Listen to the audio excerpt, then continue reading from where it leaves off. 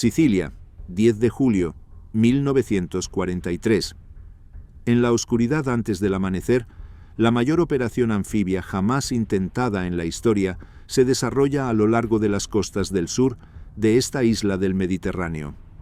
Más de 160.000 tropas americanas, británicas y canadienses desembarcan a lo largo de 100 millas de costa. La Operación Husky marca el comienzo de la invasión aliada de lo que Winston Churchill llama el suave vientre blando de Europa. Pero este vientre resultará ser todo menos blando. En este momento de la Segunda Guerra Mundial, la marea ha cambiado, pero la victoria sigue siendo distante. Stalingrado ha caído ante los soviéticos hace 6 meses.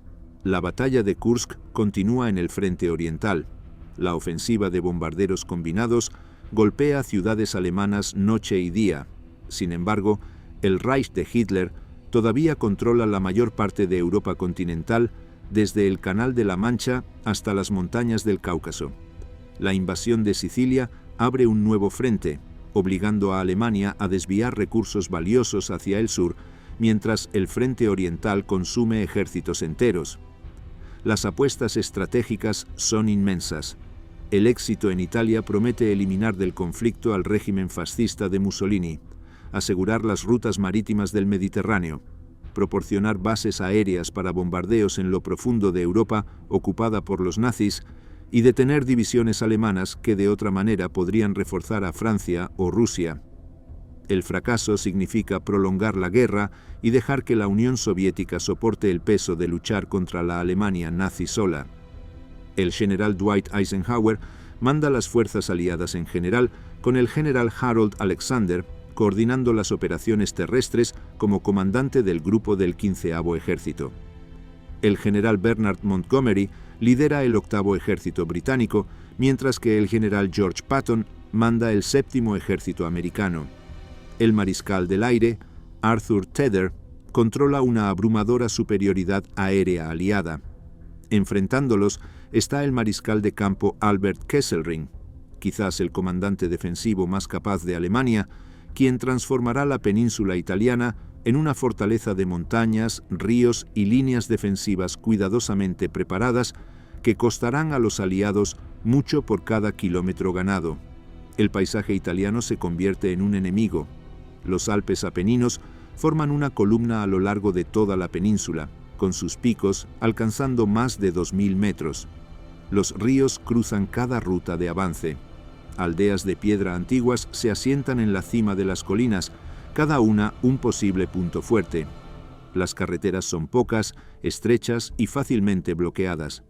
La lluvia convierte los valles en pantanos. La nieve cierra los pasos de montaña.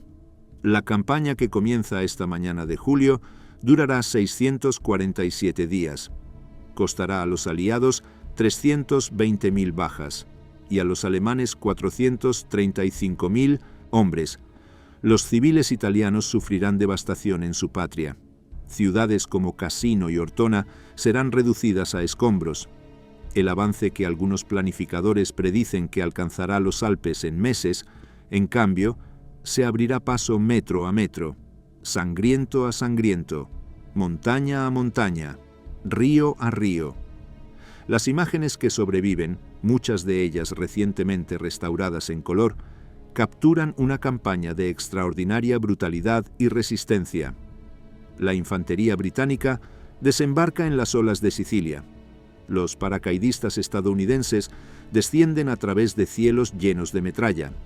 Los tanques Sherman avanzan por el barro a lo largo del río Rápido.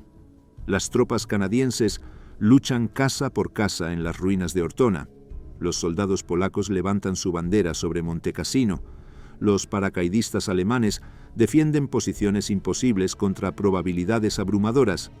La cámara captura todo: el agotamiento, el barro, las ruinas, el costo.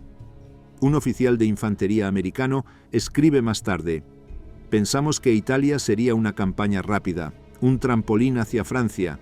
En cambio, se convirtió en una pesadilla interminable de montañas y barro, donde medíamos el progreso en yardas y pagábamos por cada una con sangre. La decisión de invadir Italia surge de una necesidad estratégica y un compromiso político. en la Conferencia de Casablanca en enero de 1943, Roosevelt y Churchill debaten dónde atacar a continuación tras la victoria en África del Norte. Los estadounidenses favorecen una invasión directa a través del Canal de la Mancha a Francia. Los británicos argumentan a favor de mantener la presión en el Mediterráneo. Churchill prevalece con su visión de atacar a través de Italia, aunque los planificadores estadounidenses temen que esto desvíe recursos del esfuerzo principal contra Alemania. Sicilia se convierte en el primer paso esencial. La isla se encuentra en las rutas navales del Mediterráneo, sus campos de aviación amenazando a Malta y a los convoyes aliados. El general Alexander manda el grupo del 15 Ejército, coordinando al 8º Ejército de Montgomery con 4 divisiones y al 7º Ejército de Patton con 3 divisiones. Juntos ensamblan más de 3.500 aviones y 2.600 barcos para la Operación Husky. El mariscal de campo Kesselring manda las fuerzas alemanas en general en el teatro del Mediterráneo. En Sicilia misma, el general Alfredo Guzzoni lidera el 6º Ejército italiano, aproximadamente 230.000 hombres de divisiones de defensa costera con movilidad limitada y equipo obsoleto. Pero 2 divisiones alemanas proporcionan la verdadera columna vertebral defensiva, la 15ª División Panzer Grenadier y la División Panzer Hermann Göring, que totalizan aproximadamente 32.000 tropas veteranas con tanques y artillería modernos. Estas formaciones de élite demostrarán ser mucho más formidables que las unidades italianas. La planificación alemana anticipa la invasión, pero debate la ubicación. Kesselring cree que los aliados aterrizarán en Sicilia o Cerdeña. Hitler sospecha de Grecia o los Balcanes. La operación Mincemeat, la famosa engaño que involucra un cadáver portando falsos planes de invasión, refuerza la incertidumbre alemana. Esta confusión permite que la Operación Husky logre una sorpresa táctica, a pesar de su enorme escala. El asalto comienza antes del amanecer el 10 de julio. Los paracaidistas estadounidenses de la 82ª División Aerotransportada desembarcan en el interior, aunque los fuertes vientos los dispersan por el sureste de Sicilia. Las tropas británicas de planeadores intentan apoderarse de puentes clave cerca de Syracuse, pero sufren bajas pesadas cuando muchos planeadores se estrellan en el mar. A pesar de estos contratiempos, los desembarcos anfibios tienen un éxito brillante. Las tropas estadounidenses desembarcan en Gela, Licata y Scogliti. Las fuerzas británicas y canadienses aterrizan cerca de Syracuse y al sur del Cabo Passero. Al caer la noche, 150.000 hombres están en la costa con bajas relativamente ligeras. La respuesta alemana llega rápidamente y con violencia. La división Hermann Göring contraataca en Gela el 11 de julio, los tanques alemanes alcanzando a menos de 1.000 metros de la playa antes de que el fuego naval de los cruceros y destructores los detenga en seco. El acorazado USS Texas dispara salvas que descomponen las formaciones alemanas. La 15ª División de Granaderos Panzer se mueve para bloquear el avance de Montgomery hacia el norte, hacia Catania. Pero con la superioridad aérea perdida y las unidades italianas colapsando en masa, Kesselring reconoce que Sicilia no se puede mantener. Ordena una retirada en combate para retrasar a los aliados mientras evacúa a tantos soldados alemanes como sea posible hacia el continente. La campaña por Sicilia se convierte en una carrera entre Montgomery, avanzando por la costa este, hacia Messina, y Patton, conduciendo hacia el oeste a Palermo, luego hacia el este a lo largo de la costa norte. El general americano, ansioso por vencer a Montgomery en Messina, empuja a sus tropas incansablemente a través del brutal calor de julio. Las aldeas caen a diario. Las tropas italianas se rindieron por miles, pero los alemanes llevan a cabo una magistral acción de retraso, volando puentes, minando caminos y defendiendo cada punto crítico antes de retirarse a la siguiente posición. En Troina, a principios de agosto, la primera división de infantería americana lucha durante 6 días contra decididos defensores alemanes antes de que la ciudad finalmente caiga. El 25 de julio ocurre el terremoto político. Benito Mussolini cae del poder. El rey Víctor Manuel arresta al duce y nombra al mariscal Pietro Badoglio para dirigir un nuevo gobierno. Badoglio proclama públicamente que Italia continuará luchando, pero secretamente abre negociaciones con los aliados para un armisticio. Alemania inmediatamente comienza a planear la Operación Axe, para ocupar toda la península y desarmar a las fuerzas italianas cuando ocurre la inevitable traición. Para mediados de agosto, los ingenieros alemanes ejecutan una brillante evacuación a través del estrecho de Messina hacia el continente de Calabria. Utilizando ferries, barcazas y embarcaciones pequeñas bajo un intenso fuego antiaéreo que ahuyenta los ataques aéreos aliados, transportan 39.000 tropas alemanas, 9.600 vehículos, 47 tanques y 94 cañones a un lugar seguro. Las fuerzas italianas evacuan 62.000 hombres. Los aliados, sin planes para prevenir esta retirada a pesar de su superioridad naval, observan impotentes desde las alturas mientras sus enemigos escapan para luchar otro día. Las tropas de Patton entran en Messina el 17 de agosto, horas antes de que las fuerzas de Montgomery lleguen del sur. Sicilia cae después de 38 días de combates. Las bajas aliadas totalizan aproximadamente 20.000, 7.000 estadounidenses, 12.000 británicos y canadienses, 1.000 otros. Las pérdidas de Eje superan los 165.000, aunque la mayoría son prisioneros italianos. Los alemanes pierden aproximadamente 4.500 muertos y heridos, pero de manera crucial salvan la mayor parte de sus fuerzas. La planificación para la invasión del continente avanza con urgencia. Eisenhower y su personal debaten sobre los lugares de desembarco. El área de Salerno, al sur de Nápoles, ofrece playas dentro del alcance de la cobertura aérea de cazas desde Sicilia. Los desembarcos más al norte en Roma cortarían las fuerzas alemanas, pero excederían el alcance de la cobertura aérea. El enfoque cauteloso prevalece.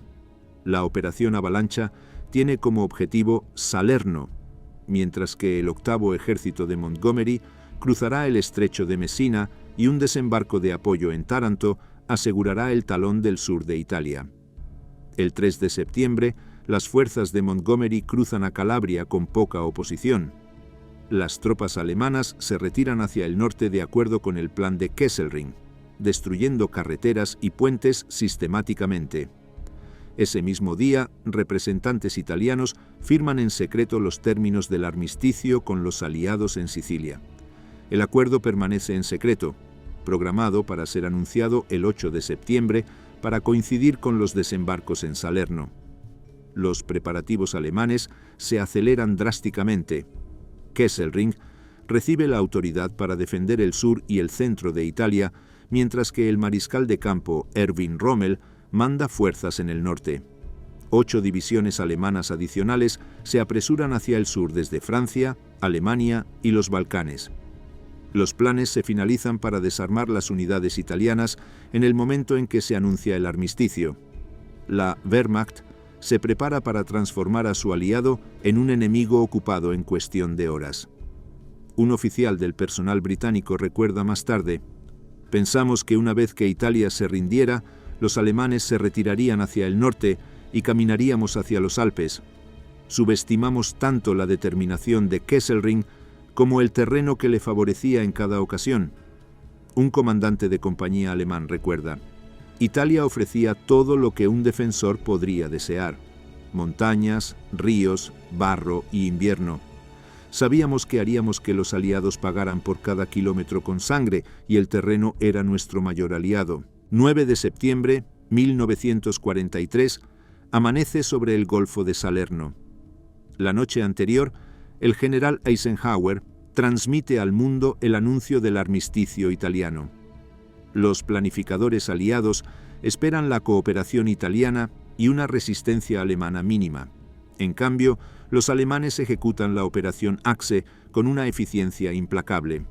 Las fuerzas de la Wehrmacht desarman a las unidades italianas en toda la península en cuestión de horas, ocupan Roma después de breves combates y establecen posiciones defensivas.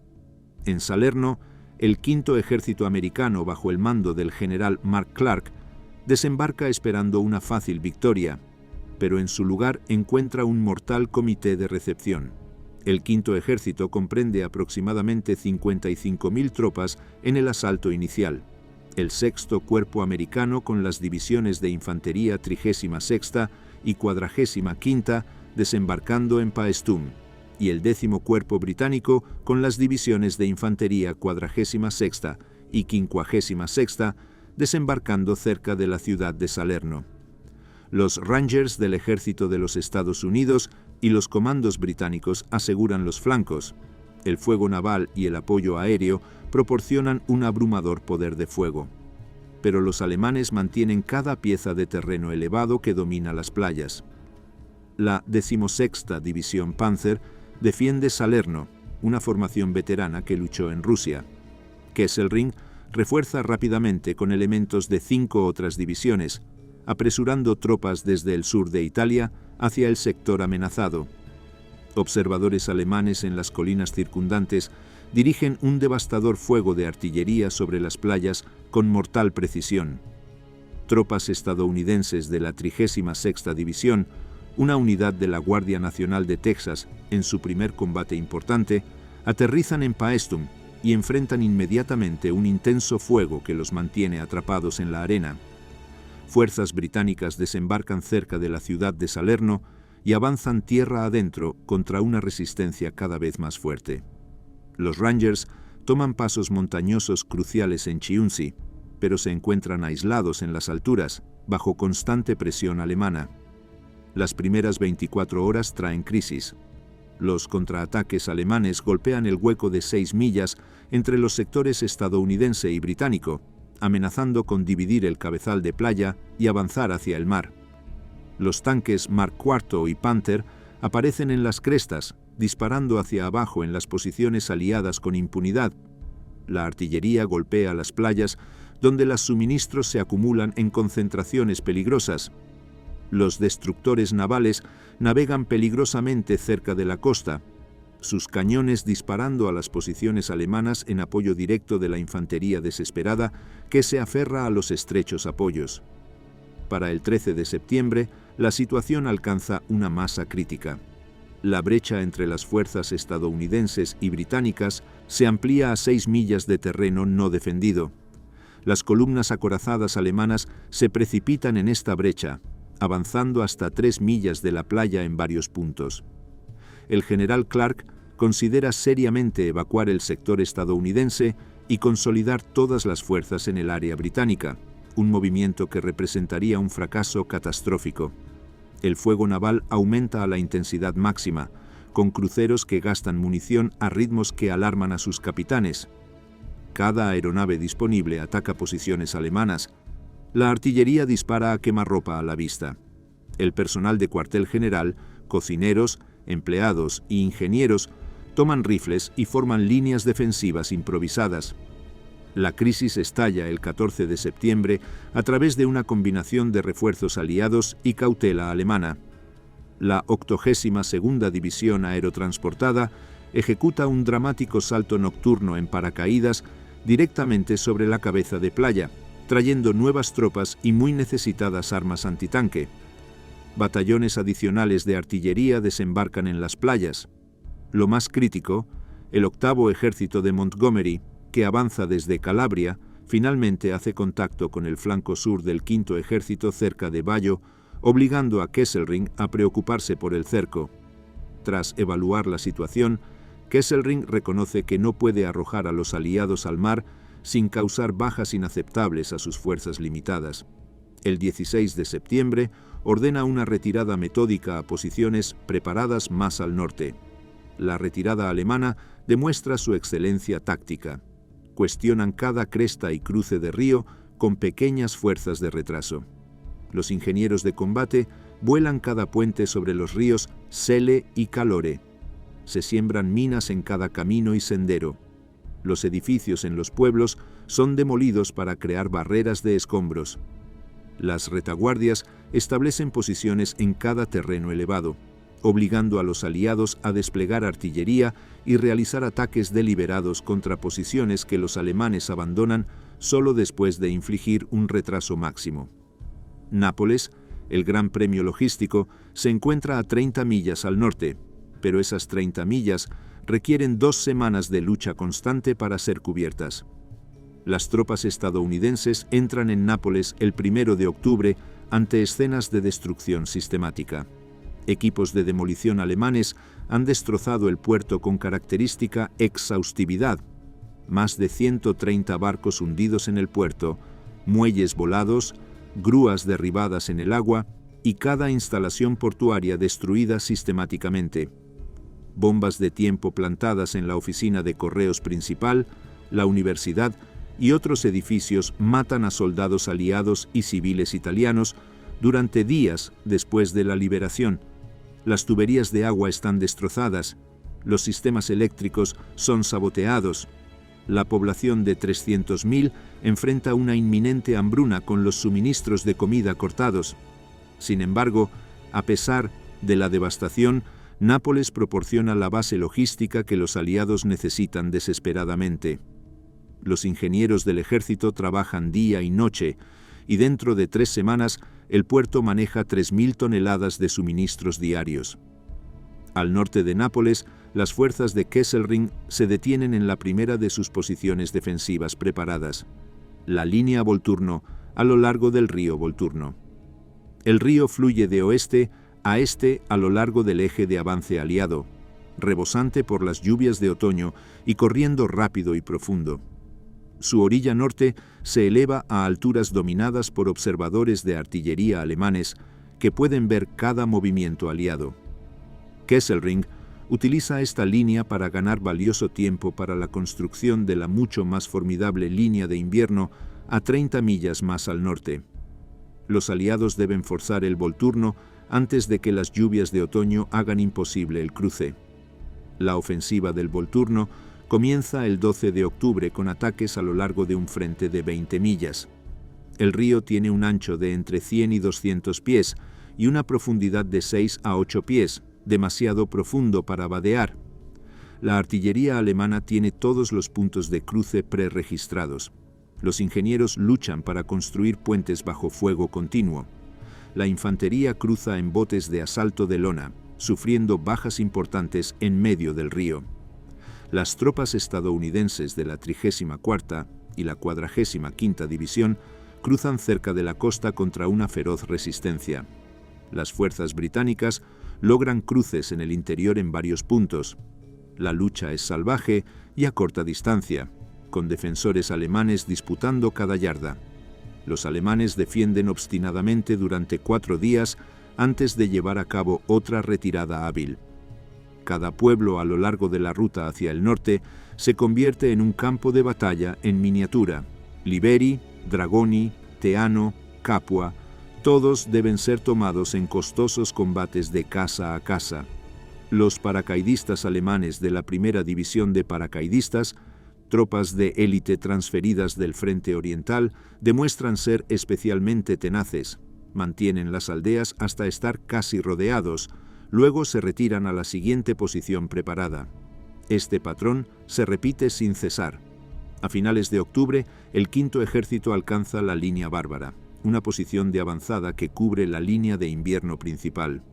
El terreno ahora favorece en gran medida la defensa. La llanura costera se estrecha a unos pocos kilómetros entre el mar y las montañas. Los Apeninos se elevan abruptamente hacia el este, con sus picos a menudo cubiertos de nubes y lluvia. Las temperaturas descienden constantemente. Los soldados que desembarcaron en el calor del verano ahora luchan en frías tormentas otoñales que convierten las trincheras en charcos de barro. La línea invierno alemana, oficialmente designada como la línea Gustav, representa la principal posición defensiva de Kesselring a lo largo del sur de Italia. La posición se extiende 130 millas desde el río Garigliano, en la costa oeste, hasta el punto fuerte montañoso de Cassino y el río Sangro, en la costa este. Se explota despiadadamente cada ventaja del terreno. Los ríos proporcionan obstáculos antitanque. Las montañas canalizan a los atacantes hacia zonas de muerte cubiertas por campos de tiro interconectados. Búnkers de concreto construidos en las laderas de las montañas proporcionan protección contra la artillería. Casamatas de acero cubren cada aproximación. Obstáculos de alambre de espino y campos de minas protegen las posiciones defensivas. Los ingenieros alemanes han estado trabajando desde septiembre preparando estas fortificaciones. Se demuelen aldeas enteras para crear campos de fuego y barreras de escombros. Los caminos y los campos están minados extensamente con minas Teller para tanques y minas S para infantería. Las posiciones de artillería se excavan en laderas inversas donde no pueden ser avistadas por los observadores aliados. Las trincheras de comunicación conectan las posiciones. Las unidades de infantería y artillería ensayan repetidamente los fuegos defensivos. Kesselring concentra 15 divisiones para defender esta línea.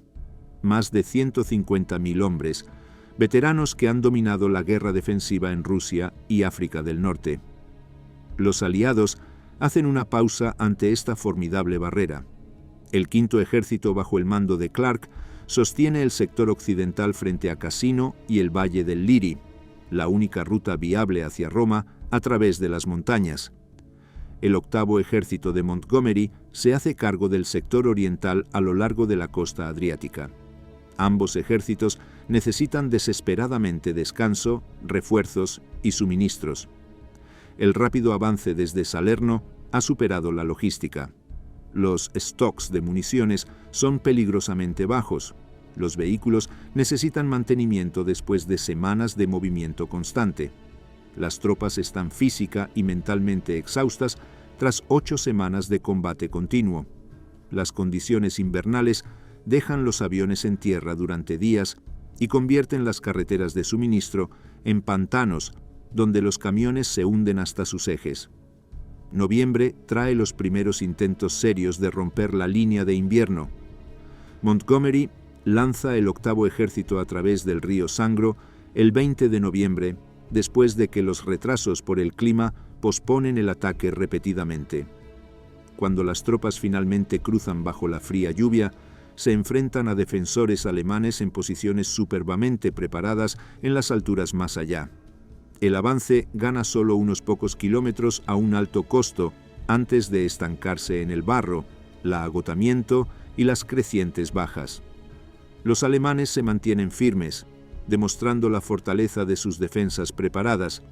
En el oeste, el quinto ejército sondea los accesos a Cassino con creciente frustración. Las montañas aquí alcanzan más de 1000 metros de elevación, sus laderas son empinadas, rocosas, y están cubiertas con vegetación de matorral que proporciona ocultamiento a los defensores. El río Rapido fluye rápido y frío a sus pies, alimentado por el deshielo de las montañas. La ciudad de Cassino se sitúa en la entrada del valle de Liri como un corcho en una botella. Dominando todo está Monte Cassino, coronado por el monasterio benedictino fundado en el año 529 por San Benito. Los alemanes ocupan posiciones alrededor, pero deliberadamente no dentro del monasterio por respeto a su importancia cultural. Sin embargo, las alturas de la montaña proporcionan observación sobre cada movimiento aliado en el valle de abajo. Los primeros ataques en noviembre y diciembre no logran nada más que bajas. La 36ª División intenta avanzar a lo largo de la costa hacia el río Garigliano y gana terreno solo a través de asaltos repetidos y costosos. La 34ª División ataca a través de las montañas al norte de Cassino en condiciones heladas, luchando durante semanas para ganar unos pocos cientos de metros de roca desértica. Las tropas coloniales francesas del Cuerpo Expedicionario francés, bajo el mando del general Juin, demuestran habilidades superiores en guerra de montaña, pero no pueden lograr la ruptura. Cada ataque sigue el mismo patrón: avance inicial, contraataque alemán, muchas bajas, ganancias mínimas. Diciembre trae toda la furia del invierno a las fuerzas aliadas en Italia. La nieve cae copiosamente sobre las montañas. Las temperaturas caen por debajo de 0 por la noche. Las trincheras se llenan de agua helada. Las bajas por pie de trinchera y congelación rivalizan con las pérdidas en combate en algunas unidades. Las mulas de suministros luchan en los senderos de montaña, a menudo perdiendo su equilibrio en las laderas heladas. Los observadores de artillería miran a través de la niebla y la nieve, incapaces de identificar los objetivos. La infantería se amontona en granjas de piedra y pueblos en ruinas, quemando muebles para calentarse. El reabastecimiento se convierte en una pesadilla a medida que las carreteras montañosas se cubren de hielo. La campaña se detiene casi por completo en el barro, el frío y el agotamiento. Un comandante de compañía estadounidense escribirá más tarde: intercambiamos el desierto por montañas, el calor por lluvia helada y el movimiento rápido por combates pie a través del barro y las rocas. Cada colina tenía alemanes atrincherados en la ladera opuesta. Cada valle tenía un río que teníamos que cruzar bajo fuego. No había un final a la vista, solo la próxima montaña y la próxima posición alemana. Un ametrallador alemán recuerda: los aliados tenían todo: tanques, aviones, artillería más allá de contar. Pero tenían que venir hacia nosotros a través de las montañas bajo la lluvia y el barro. Les hicimos pagar por cada metro.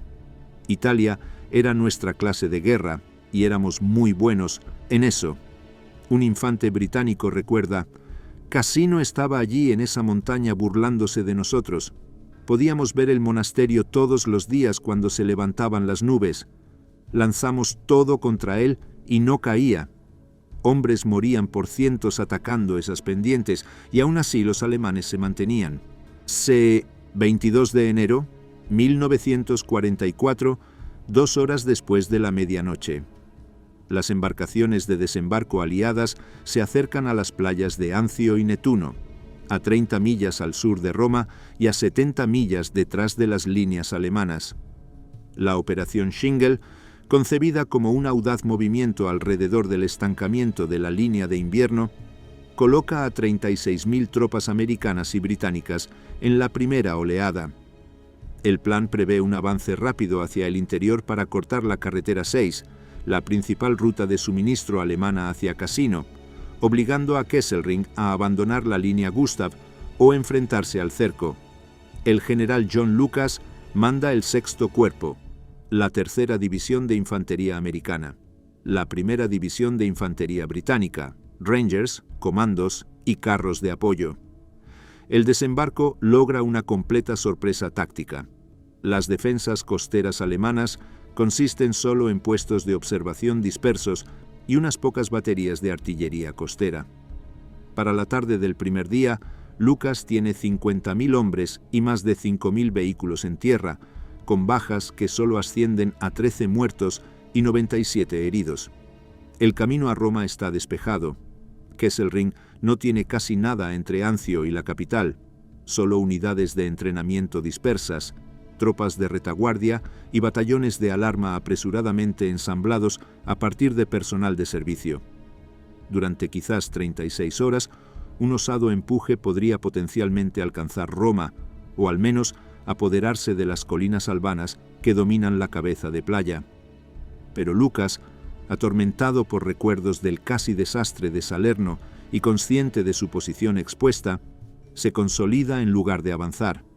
Acumula suministros, establece perímetros defensivos, desembarca artillería y espera refuerzos antes de empujar hacia el interior.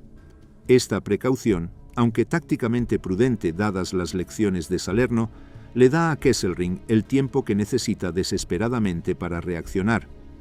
El mariscal de campo muestra brillantez bajo presión, reuniendo unidades de toda Italia, Francia, Yugoslavia y los Balcanes.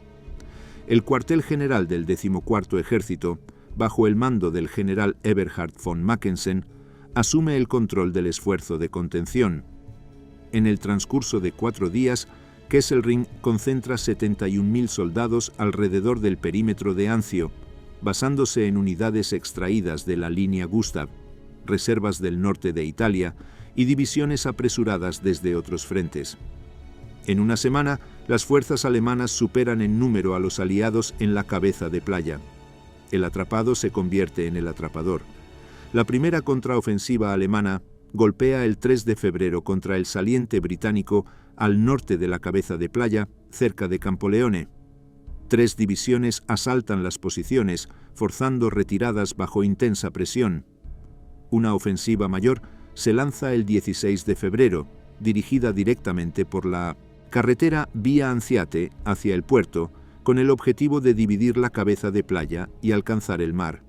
El ataque emplea 4 divisiones, incluyendo la división Panzer Hermann Göring y el regimiento de infantería de élite Lehr, apoyados por artillería concentrada y los pocos bombarderos de la Luftwaffe que pueden ser retenidos para operaciones italianas. La crisis en Anzio refleja las horas más oscuras de Salerno. La infantería alemana penetra profundamente en las líneas aliadas. Los tanques Panzer avanzan a 1 milla de las posiciones defensivas finales que cubren el puerto. Los soldados aliados luchan desde trincheras y agujeros de tirador cavados apresuradamente, manteniendo posiciones que no pueden ser abandonadas sin perder toda la cabeza de playa. El fuego naval de los destructores y cruceros en alta mar desmantela las formaciones alemanas con un efecto devastador. La artillería dispara a tasas máximas hasta que los cañones brillan al rojo vivo. La infantería lucha con rifles, ametralladoras, granadas y bayonetas a distancias medidas en yardas. La línea se sostiene por el margen más estrecho. Para el 20 de febrero, los ataques alemanes se agotan contra la resistencia decidida y el castigador poder de fuego aliado.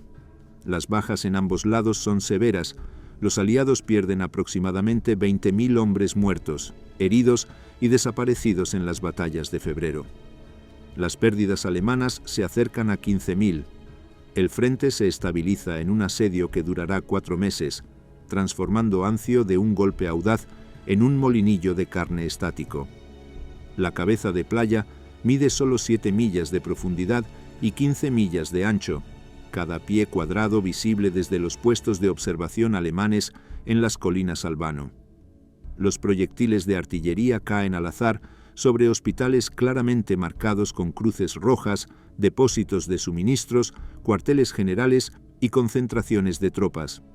El puerto recibe fuego a diario, con proyectiles que matan a estibadores que descargan barcos y prenden fuego a los depósitos de municiones. Las tropas viven en refugios excavados en el suelo arenoso o en cuevas cuando pueden encontrarlas. Las bajas por bombardeos aleatorios superan a las del combate de infantería. Los soldados apodan a varios sectores el medio acre del infierno, camino sin salida y Boulevard Corazón Púrpura. Los barcos de suministros que entran en el puerto de Anzio se enfrentan a ataques aéreos alemanes y fuego de artillería costera, con varios hundidos o dañados. Mientras Anzio sangra en un estancamiento, la atención se desplaza de nuevo a Cassino. Los comandantes aliados reconocen que deben romper la línea Gustav para aliviar la presión sobre el cabezal de playa y reanudar el avance hacia Roma. El monasterio de Montecassino se convierte en una obsesión. Los informes de inteligencia, que más tarde se demuestran inexactos, sugieren que los alemanes ocupan el edificio y lo utilizan como puesto de observación y centro de mando. En realidad, Kesselring ha prohibido el uso militar del monasterio, respetando su significado cultural y religioso. Las posiciones alemanas rodean el monasterio, pero no lo incluyen. No obstante, se toma la decisión de destruir el edificio. El 15 de febrero de 1944, 239 bombarderos aliados de la 12ª Fuerza Aérea estadounidense y la Fuerza Aérea del Desierto británica lanzan 576 toneladas de bombas de alto explosivo e incendiarias sobre el monasterio de Montecassino, en oleadas que duran 3 horas y media. El edificio, con paredes de hasta 15 pies de grosor, se desintegra en llamas y explosiones. Manuscritos medievales invaluables arden. La biblioteca del monasterio, que contiene textos antiguos, es destruida. Frescos pintados por maestros del Renacimiento son aniquilados. Cientos de civiles italianos que buscaron refugio dentro del monasterio perecen en el bombardeo, enterrados bajo paredes que colapsan o quemados vivos. La ironía es amarga. Los alemanes no estaban dentro del monasterio cuando cae. Solo después de que los aliados lo reducen a escombros, los paracaidistas alemanes se mueven a las ruinas, que ahora ofrecen posiciones defensivas mucho mejores que las que alguna vez proporcionó el edificio intacto. El bombardeo no logra nada militarmente, mientras le entrega a Alemania una victoria de propaganda que reverbera en todo el mundo. El Papa Pío XII denuncia la destrucción. Las naciones neutrales critican el ataque a uno de los sitios más sagrados del cristianismo. Los escombros de Cassino se convierten en una fortaleza aún más formidable que antes. La Cuarta División India ataca inmediatamente después del bombardeo, esperando una resistencia mínima. La infantería de Nueva Zelanda avanza a través de la ciudad de Cassino, mientras los soldados indios suben por las laderas de la montaña hacia las ruinas del monasterio. La lucha resulta salvaje más allá de las expectativas. Los paracaidistas alemanes de la Primera División de Paracaidistas defienden desde los sótanos montones de escombros y posiciones de cráter.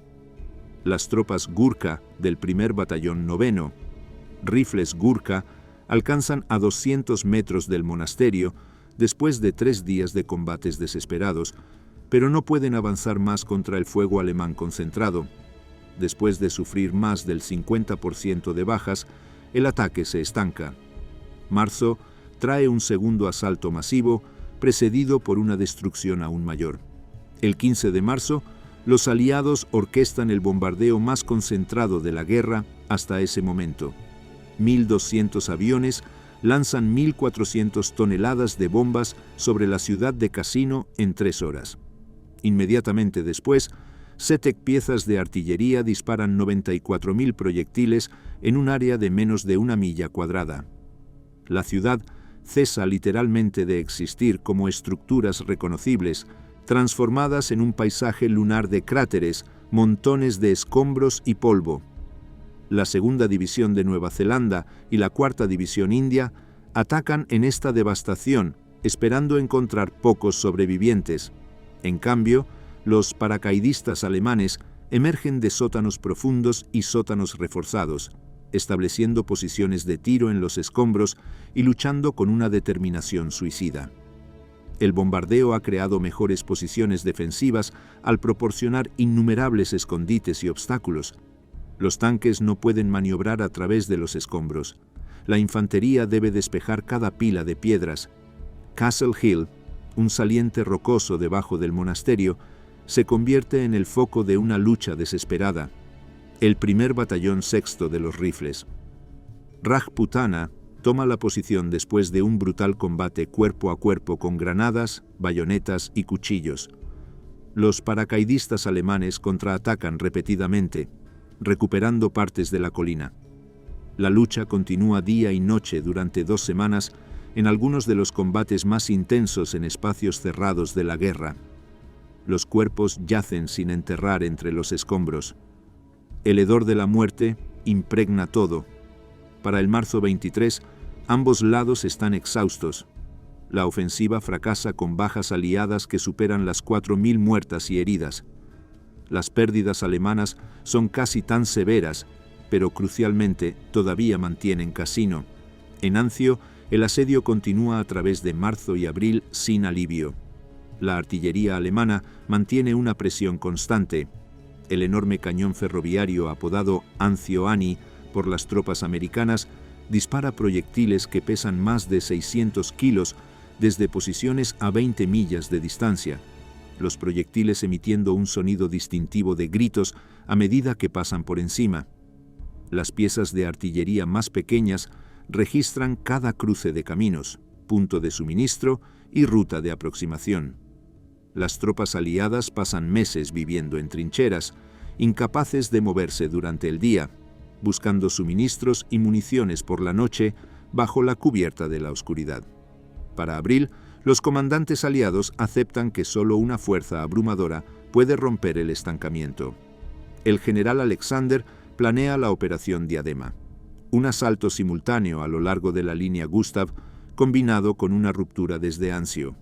Reúne 25 divisiones que suman más de 600.000 hombres, la mayor concentración de fuerzas aliadas en el teatro del Mediterráneo. Tropas polacas, canadienses, indias, francesas, británicas y estadounidenses participarán en una ofensiva coordinada programada para mayo. Un oficial polaco escribió más tarde: «Sabíamos que la montaña estaba empapada en sangre. Británicos, indios, neozelandeses, estadounidenses. Todos habían intentado y fracasado. Ahora era nuestro turno. Tomaríamos ese monasterio maldito o moriríamos en el intento. Por Polonia, por nuestro honor, haríamos lo que otros no pudieron». Un paracaidista alemán recuerda: «Hemos mantenido Cassino durante 5 meses contra todo lo que nos lanzaron. Bombas, proyectiles, tanques, infantería de una docena de naciones. Sabíamos que vendrían de nuevo con aún más, pero los haríamos pagar. Cada piedra de ese monasterio fue comprada con sangre». Un soldado americano en Anzio recuerda: «Dejamos de pensar en Roma o en la victoria. Solo pensábamos en sobrevivir hasta mañana. Cada mañana te despertabas preguntándote si este sería el día en que una bomba encontraría tu trinchera. Cada noche orabas para que los alemanes no contraatacaran en la oscuridad.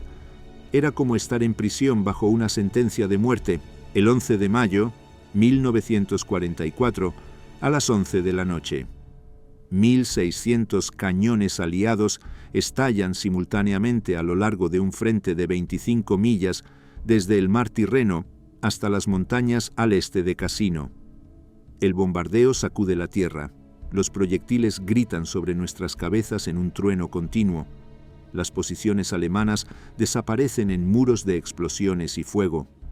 La Operación Diadema, la ofensiva más grande lanzada hasta ahora en Italia, comienza con una violencia abrumadora. Durante 40 minutos, el bombardeo continúa, pulverizando búnkeres, eliminando trincheras, cortando alambre de púa y anunciando a cada soldado alemán que el asalto decisivo ha llegado. A las 11:40, la artillería se desplaza hacia objetivos más profundos. La infantería avanza a lo largo de la línea Gustav en múltiples ejes. En el valle de Liri, el 8º Cuerpo británico ataca a través del río Rapido. Los ingenieros empujan puentes hacia adelante a través del humo y la oscuridad, mientras la infantería cruza en botes de asalto. La artillería alemana responde de inmediato, disparando en los sitios de cruce. Las ametralladoras barren la orilla lejana, pero los británicos siguen llegando, ola tras ola, estableciendo cabezas de playa en la costa norte. Al sur del valle de Liri, el cuerpo expedicionario francés ataca a través de las montañas a Urumqi. El general Alphonse Juin comanda 4 divisiones de tropas coloniales, marroquíes, argelinos, tunecinos y franceses. Estas tropas, muchas de las montañas del norte de África, destacan en terrenos que obstaculizan a las fuerzas convencionales. Avanzan a través de cumbres supuestamente intransitables, llevando morteros y ametralladoras en mulas y en sus espaldas. Las posiciones alemanas diseñadas para cubrir caminos y valles se ven flanqueadas desde arriba. El avance francés en las montañas resulta decisivo. En el transcurso de 2 días, las tropas coloniales de Juin penetran profundamente en la retaguardia alemana. Se apoderan de Montefaito y Montegirofano, alturas que dominan todo el sistema defensivo alemán. Los Gumiers marroquíes, irregulares tribales renombrados por sus habilidades en la guerra de montaña, se infiltran detrás de las líneas alemanas, atacando depósitos de suministros y cuarteles. El ancla sur de la línea Gustav comienza a desmoronarse. A lo largo de la costa, el 2º Cuerpo americano ataca hacia Formia y Gaeta. Las 8ª Quinta y 8ª Octava divisiones de infantería, ambas en combate por primera vez, avanzan contra una resistencia decidida. Los defensores alemanes ceden terreno lentamente, luchando desde posiciones preparadas antes de retirarse a la siguiente línea. Los americanos avanzan constantemente, pero a un costo, aprendiendo lecciones amargas en su primera gran batalla. Al norte de Cassino, el 2º Cuerpo polaco se prepara para su asalto al monasterio. El general Władysław Anders manda 2 divisiones de soldados polacos, hombres que han recorrido un increíble camino, encarcelados por los soviéticos en 1939, liberados para luchar contra los alemanes después de que Hitler invade Rusia, evacuados a través de Persia hacia Palestina y ahora atacando en Italia. Luchan no solo por la victoria aliada, sino por Polonia misma, esclavizada tanto por Alemania como por la Unión Soviética. El monasterio se convierte en su objetivo simbólico. El ataque polaco lanza el 12 de mayo. La tercera división carpatiana y la quinta división Kresowa asaltan las laderas del norte del Monte Cassino, los enfoques más empinados y el eje menos esperado. Los paracaidistas alemanes defienden cada cresta y barranco. La lucha es cuerpo a cuerpo en algunos lugares, con granadas, bayonetas y herramientas de zapa. Las bajas polacas aumentan horriblemente. Un batallón sufre pérdidas del 75% en el primer día. Pero los polacos continúan subiendo, negándose a detenerse, impulsados por una determinación que trasciende el cálculo militar. En el valle del Liri, las fuerzas británicas y canadienses expanden su cabezal de puente. La primera división canadiense cruza el Rápido y avanza hacia la carretera 6, la vital ruta de suministro alemana a Cassino. El 13º Cuerpo británico refuerza el cruce. Los contraataques alemanes intentan hacerlos retroceder, pero fallan frente al abrumador apoyo de artillería. Lentamente, ineludiblemente, los aliados amplían su penetración. Kesselring reconoce que la ruptura francesa amenaza toda su posición. Las tropas coloniales que avanzan a través de las montañas pronto alcanzarán la carretera 6 detrás de sus líneas. Si esa carretera es cortada, todas las fuerzas alemanas en Cassino enfrentarán el cerco. El 17 de mayo, Kesselring ordena la retirada de la línea Gustav. Después de 5 meses de defensa exitosa, la posición se vuelve insostenible. Las unidades alemanas comienzan a retroceder hacia la siguiente línea preparada, la línea Adolf Hitler, a 12 millas al noroeste. La evacuación de Cassino comienza en la noche del 17 de mayo. Los paracaidistas alemanes se retiran de las posiciones que han mantenido desde enero. Minan edificios, ponen trampas en las carreteras y volan puentes mientras retroceden. Las ruinas del monasterio y del pueblo yacen extrañamente tranquilas mientras los alemanes se escapan bajo el manto de la oscuridad. Al amanecer del 18 de mayo, patrullas polacas se acercan con cautela a las ruinas del monasterio. Lo encuentran abandonado. A las 9:45 de la mañana, soldados del 12º Regimiento de Lanceros de Podolski alcanzan la cima de Monte Cassino y levantan la bandera polaca sobre los escombros. Un corneta toca el Hejnal de Cracovia, una llamada militar tradicional polaca.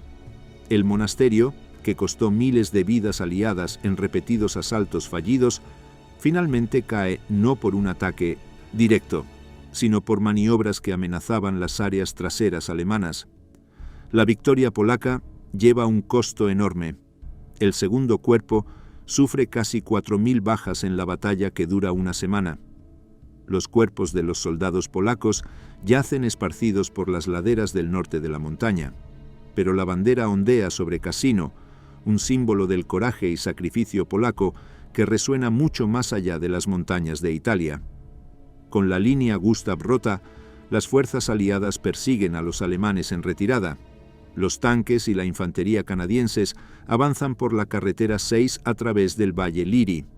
Las unidades británicas avanzan por rutas paralelas. Los franceses continúan su ofensiva en la montaña, capturando Monterrébole y amenazando con flanquear cada posición alemana. Las fuerzas estadounidenses a lo largo de la costa aceleran su avance hacia Gaeta. La línea Adolf Hitler, renombrada como la línea Senger por los aliados para evitar dar publicidad al nombre de Hitler, representa la siguiente barrera defensiva de Kesselring. Ingenieros alemanes han pasado meses fortificando esta posición con búnkeres de concreto, zanjas antitanque, campos de minados y campos de fuego interconectados. Pero Kesselring carece del tiempo necesario para dotar completamente las defensas antes de que lleguen los aliados. La primera división canadiense ataca la línea Adolf Hitler el 23 de mayo. Equipos de tanques e infantería, apoyados por una masiva artillería, asaltan las posiciones alemanas. La lucha es intensa, pero breve. En 24 horas, las tropas canadienses rompen la línea. Una vez penetrada, la posición colapsa. Las unidades alemanas se retiran nuevamente, esta vez en un desorden creciente. La retirada metódica comienza a deshilacharse en los bordes. En Anzio, la guarnición se prepara para salir. El general Lucian Truscott, quien reemplazó al excesivamente cauteloso Lucas en febrero, manda 6 divisiones dispuestas para el ataque. A las 5:45 de la mañana del 23 de mayo, la artillería aliada abre fuego desde la cabeza de playa. 30 minutos después, la infantería y los tanques avanzan contra las posiciones alemanas mantenidas durante 4 meses. La ofensiva de ruptura, Operación Búfalo, tiene como objetivo el noreste para cortar la carretera 6 en Valmontone, atrapando a las fuerzas alemanas que se retiran de Cassino. Las fuerzas de Anzio rompen las defensas alemanas debilitadas por la transferencia de unidades para oponerse a la ofensiva principal en el sur. La tercera división de infantería avanza 6 millas en 2 días. Los tanques de la primera división acorazada avanzan a través de los huecos en las líneas alemanas. Para el 25 de mayo, las fuerzas de Truscott están listas para apoderarse de Valmontone y completar el cerco de las unidades del 10º Ejército alemán que se retiran por el valle del Liri. Entonces, la política prevalece sobre la estrategia. El General Mark Clark, al mando del 5º Ejército, cambia el eje de avance de Truscott. En lugar de cortar la Ruta 6 en Valmontone para atrapar a los alemanes, Clark ordena que el esfuerzo principal se redireccione hacia el noroeste, hacia Roma. Clark quiere la gloria de liberar la capital italiana y teme que el 8º Ejército británico pueda alcanzarla primero. La oportunidad estratégica de destruir las fuerzas alemanas se sacrifica por prestigio. La decisión permite que la mayor parte del 10º Ejército de Kesselring escape de la trampa. Las unidades alemanas fluyen hacia el norte a través de Valmontone antes de que lleguen las fuerzas estadounidenses. El cerco fracasa. Miles de soldados alemanes que podrían haber sido capturados luchan durante otro año, pero Clark consigue su premio. Las tropas estadounidenses entran en Roma el 4 de junio de 1944. La 24ª Brigada de Guardias llega a la Plaza Venecia en el corazón de la ciudad. Los romanos salen a las calles en celebración. Suenan las campanas de las iglesias.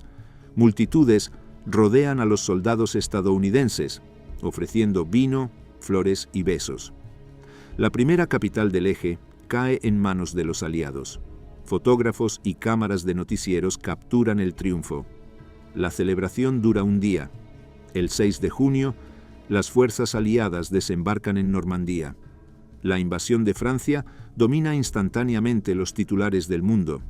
La liberación de Roma, el objetivo que costó 8 meses de combates brutales y 100.000 bajas, se convierte en una nota al pie.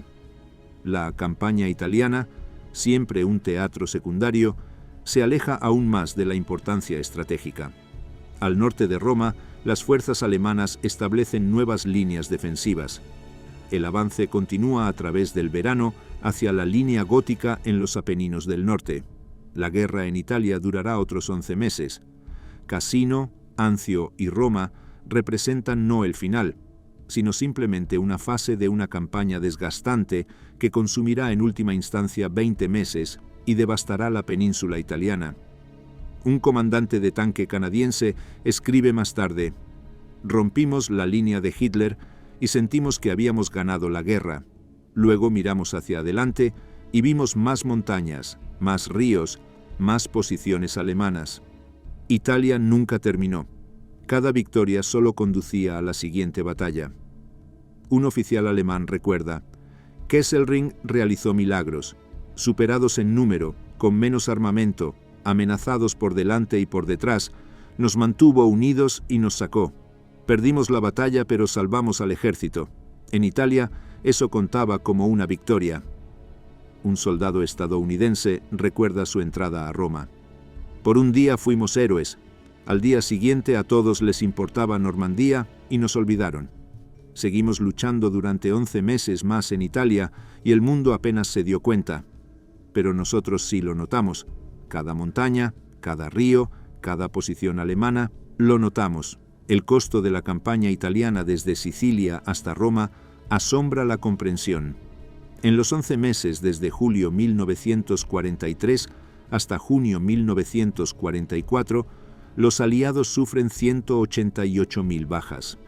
Las fuerzas estadounidenses pierden 68.000 hombres muertos, heridos o desaparecidos.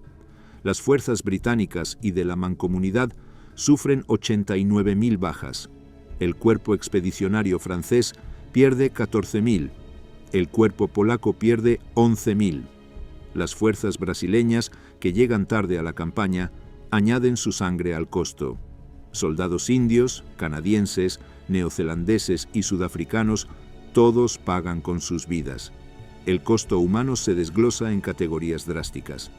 29.000 soldados aliados yacen muertos en suelo italiano. Otros 105.000 llevan heridas, muchas de ellas incapacitantes y permanentes. 54.000 sufren de enfermedades, agotamiento, fatiga por combate y exposición. Solo el pie de trinchera representa miles de bajas durante las campañas de invierno. Las congelaciones, la neumonía y la disentería incapacitan batallones enteros. El costo psicológico permanece sin contabilizar. ¿Cuántos hombres se quiebran bajo meses de bombardeos constantes, ataques interminables y al ver morir a sus amigos? Las pérdidas alemanas igualan o superan las bajas aliadas a pesar de luchar defensivamente. Las fuerzas alemanas en Italia sufren aproximadamente 195.000 bajas desde Sicilia hasta Roma. 35.000 soldados alemanes mueren en acción. 82.000 sufren heridas. 78.000 son capturados o están desaparecidos. Muchos son hechos prisioneros cuando unidades enteras se rinden tras ser aisladas. La élite Primera División paracaidista, que defendió Cassino con tal determinación, se reduce a una sombra de su antigua fuerza para mayo de 1944. Las unidades individuales sufren pérdidas catastróficas. La 36ª División de Infantería estadounidense, que desembarcó en Salerno y luchó hasta Cassino, pierde 14.000 hombres, el doble de su fuerza original. La división se reconstruye con reemplazos 3 veces durante la campaña. La 46ª División Británica sufre una disminución similar. Los batallones canadienses llegan a Italia con fuerza total y son diezmados en cuestión de meses. Algunas compañías rotan toda su lista de soldados 2 o 3 veces a medida que aumentan las bajas. Los soldados polacos que toman Monte Cassino entierran a sus muertos en la ladera de la montaña debajo del monasterio. 3.979 bajas polacas caen en la ofensiva de mayo. El cementerio establecido allí se convierte en un sitio de peregrinación. Cada cruz blanca representa a un soldado que nunca verá una Polonia libre, hombres que escaparon de la cautividad soviética solo para morir liberando Italia. Su sacrificio tiene una particular emotividad, luchando por una patria que permanecerá bajo control totalitario durante otros 45 años. Las bajas civiles italianas superan las pérdidas militares. Las estimaciones sugieren que 60.000 civiles italianos mueren en la campaña desde Sicilia hasta Roma. Miles perecen en los bombardeos aliados sobre ciudades y redes de transporte.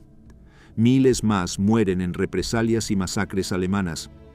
Los bombardeos de artillería aniquilan aldeas.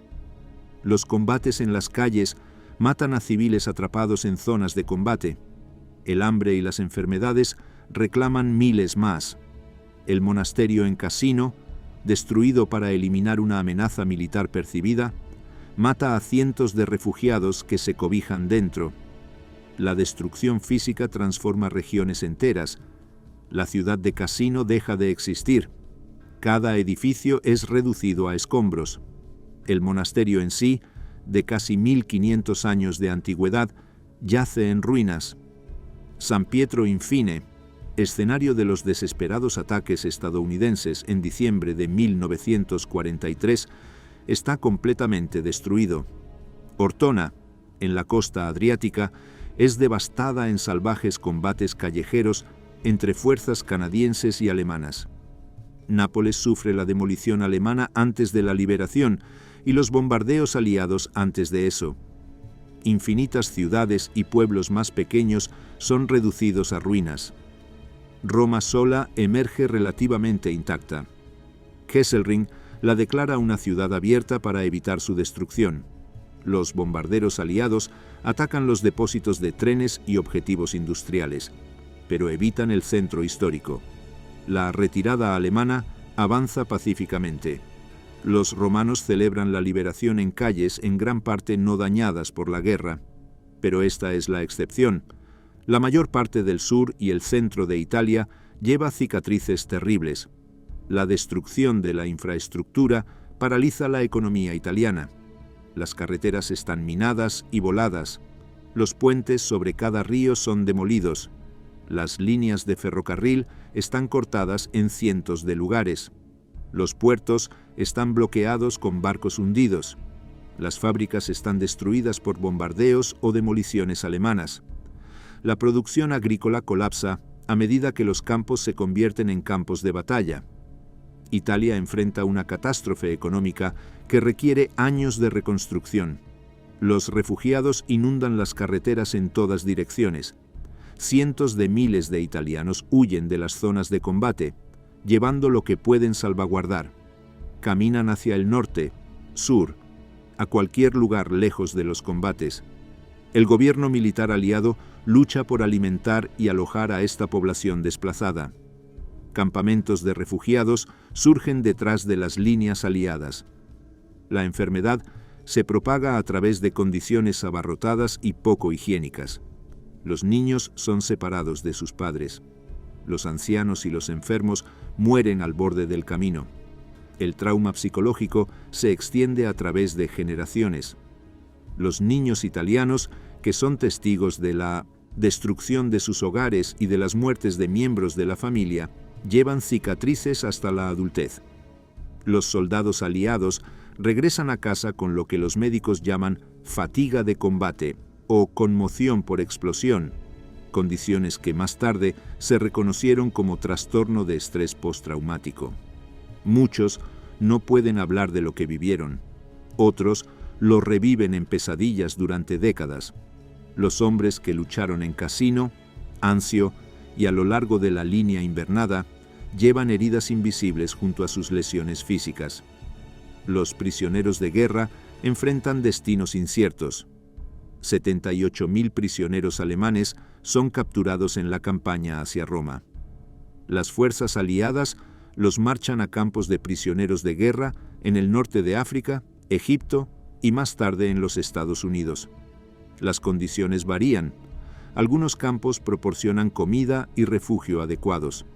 Otros luchan con el hacinamiento y la escasez de suministros. Los prisioneros enfrentan años de cautiverio. Muchos no regresan a Alemania hasta 1947 o 48. Los prisioneros italianos representan una categoría diferente. Después de la rendición de Italia en septiembre de 1943, cientos de miles de soldados italianos se desarman voluntariamente. Los alemanes capturan y transportan a muchos a campos de trabajo forzado en Alemania. Otros escapan para unirse a bandas partisanas en las montañas. Aún otros simplemente caminan a casa, desechando uniformes y desapareciendo en la población civil. El ejército italiano se desintegra, sus soldados dispersos por Europa o muertos. Las secuelas inmediatas revelan el verdadero costo más allá de las estadísticas. Los hospitales de campaña están desbordados de heridos. Los cirujanos operan en tiendas empapadas de sangre durante días sin descanso. Los médicos se quedan sin morfina, vendajes, plasma. Los heridos yacen en camillas esperando tratamiento, gritando o en silencio dependiendo de la gravedad de sus lesiones. Algunos esperan horas o días. Algunos mueren esperando. Las unidades de registro de tumbas enfrentan la grave tarea de enterrar a los muertos. Cementerios temporales aparecen cerca de cada campo de batalla. Los cuerpos son recogidos de trincheras, escombros y barrancos. Las chapas de identificación son retiradas para la identificación.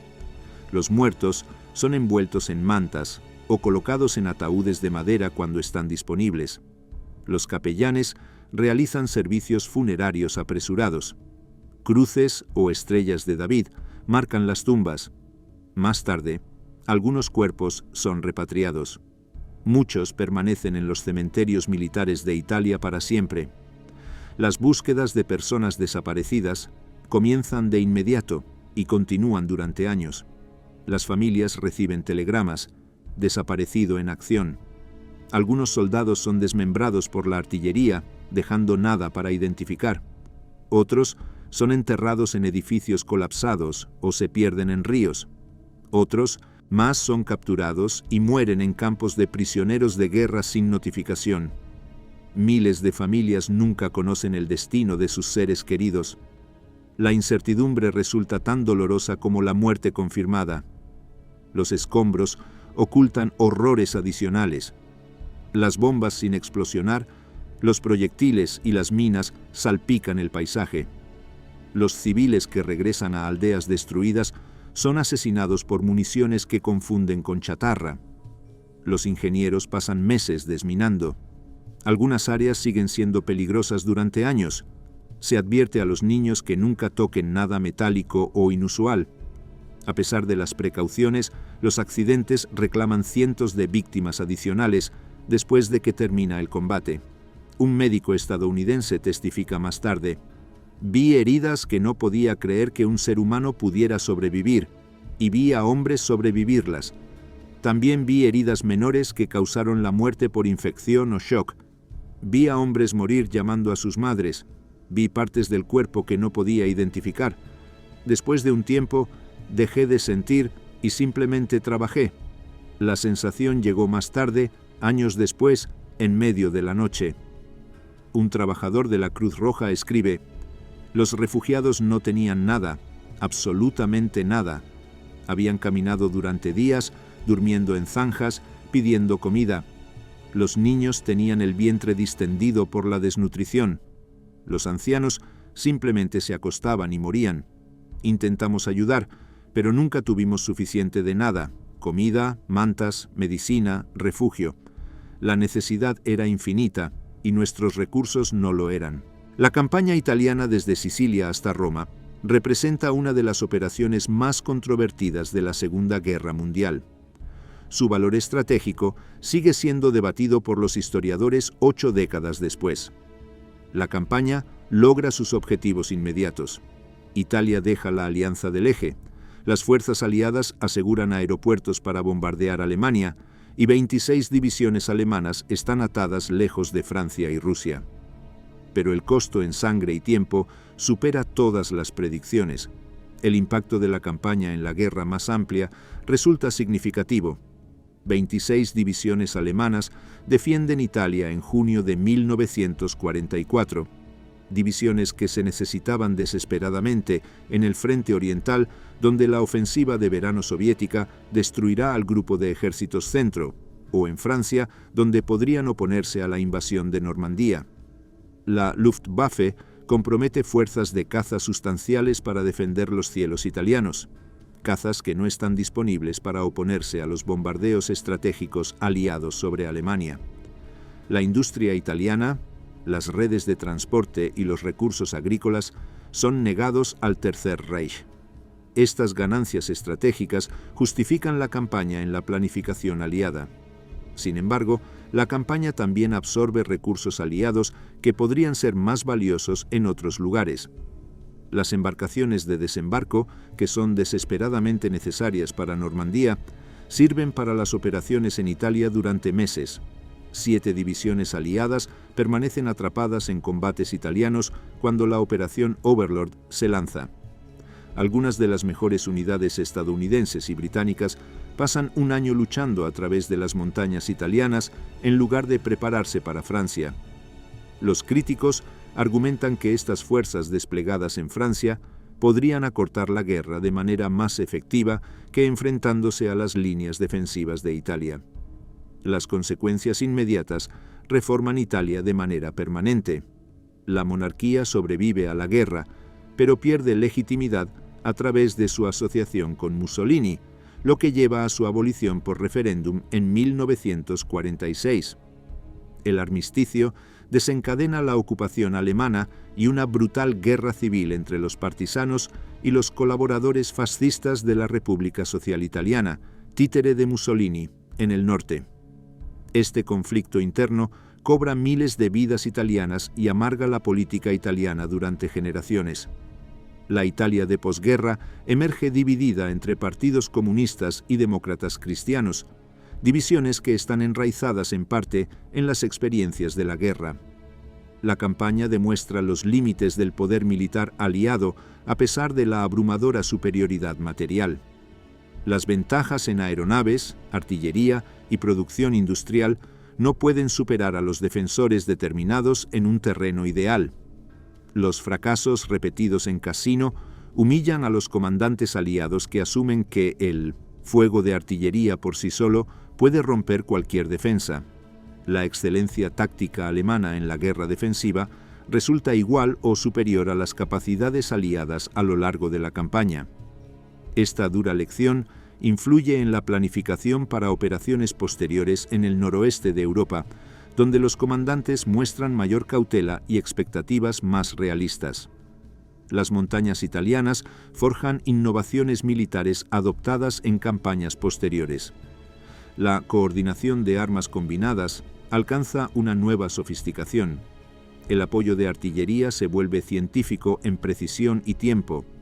La cooperación aire-tierra mejora drásticamente. Las técnicas de guerra de montaña se refinan a través de la amarga experiencia. La coordinación entre tanques e infantería evoluciona por necesidad. Estas lecciones salvan vidas en Francia, Alemania, e incluso influyen en las campañas en islas del Pacífico. El costo humano deja cicatrices permanentes en el paisaje italiano. Cassino reconstruida nunca recupera su carácter medieval. La nueva ciudad es un reemplazo moderno para algo irremediablemente perdido.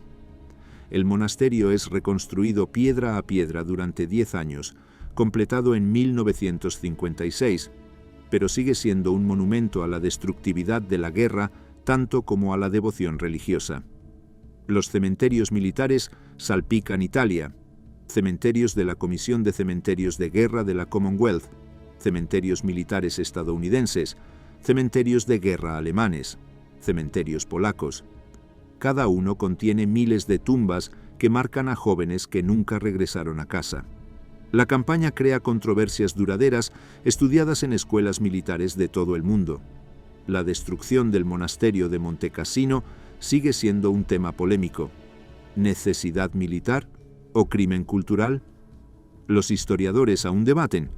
El desembarco de Anzio se analiza como un estudio de caso de cómo el éxito táctico se convierte en un estancamiento estratégico debido a un mando excesivamente cauteloso.